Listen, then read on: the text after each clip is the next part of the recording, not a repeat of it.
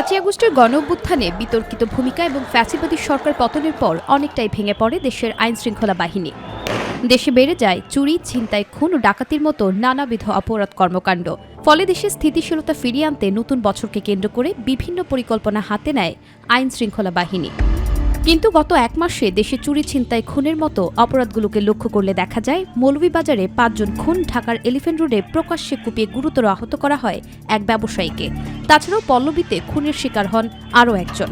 এইসব ঘটনায় একের পর এক সন্ত্রাসীদের গ্রেপ্তার করা হলেও কমছে না এসব অপরাধমূলক কর্মকাণ্ড।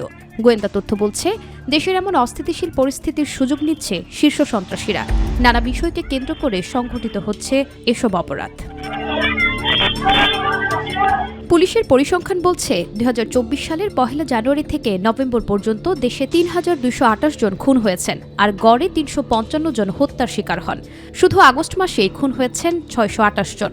পুলিশ বলছে, জনমনে আস্থা ফেরাতে এবং জনগণের নিরাপত্তা নিশ্চিতে শতভাগ নিষ্ঠার সাথে কাজ করছেন তারা। ইতিমধ্যে বিভিন্ন থানাগুলোতে যে পেট্রোল কার্যক্রম ছিল সেগুলো আরও জোরদার করা হয়েছে। স্ট্র্যাটেজিক পয়েন্টগুলোতে চেকপোস্ট বসানো হচ্ছে। এর বাইরে যারা বহির্গত অপরাধী রয়েছে, বিশেষ করে ছিনতাইকারী, চাঁদাবাজ, তাদেরকে গ্রেপ্তার করে আইনের আওতায় নিয়ে আসা হচ্ছে। আমাদের যে প্রিভেন্টিভ যে কার্যক্রমগুলো রয়েছে পুলিশের, সেগুলো সবগুলো জোরদার করা হয়েছে।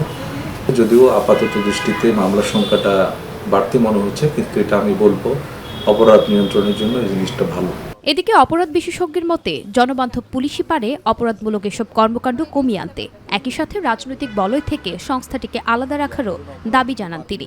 পুলিশ কিভাবে নিরাপদে তাদেরকে রেখে, তাদের আইনগত কিংবা নিরাপত্তার প্রশ্নে সুরক্ষিত রেখে অন্যের বা নাগরিকের জন্য নিরাপত্তা সংক্রান্ত চাহিদাগুলো তারা কিভাবে পূরণ করতে পারে, এই পরিকল্পনা নিয়ে কিন্তু সরকারকে কাজ করতে হবে। তো এই কাজটি করতে গেলে পুলিশের নীতি নির্ধারণী পর্যায়ের সাথে একেবারে মাঠ পর্যায়ের যারা আছেন সকলের মধ্যে একটা বন্ডিং থাকা প্রয়োজন। সেই বন্ডিংটা কিন্তু আসলে যথাযথ না। পুলিশকে অতীতে রাজনৈতিকভাবে ব্যবহার করা হয়েছে।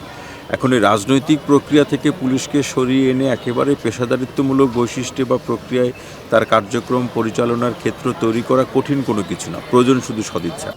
জুলাই আগস্টে ছাত্র জনতার বৈষম্য বিরোধী আন্দোলন চলাকালে পুলিশের জনবিমুখ কর্মকাণ্ডে 5ই আগস্টের পর জনতার রোষানলে ভেঙে পড়ে গোটা পুলিশ বাহিনী, যার ফলে রাজধানী সহ দেশের বিভিন্ন প্রান্তে দেখা দেয় অপরাধীদের দৌরাত্ম্য।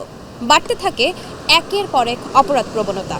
বিশেষজ্ঞরা বলছেন, এসব অপরাধীদের দৌরাত্ম্য কমাতে সঠিক কর্মপরিকল্পনার মধ্য দিয়ে জনবান্ধব পুলিশ গড়ে তোলার কোনো বিকল্প নেই। সেই সাথে পুলিশ বাহিনীকে রাজনৈতিক প্রভাবমুক্ত রাখারও কথা তুলে ধরেন তারা। নুসরাত শারমিন, মাই টিভি, ঢাকা।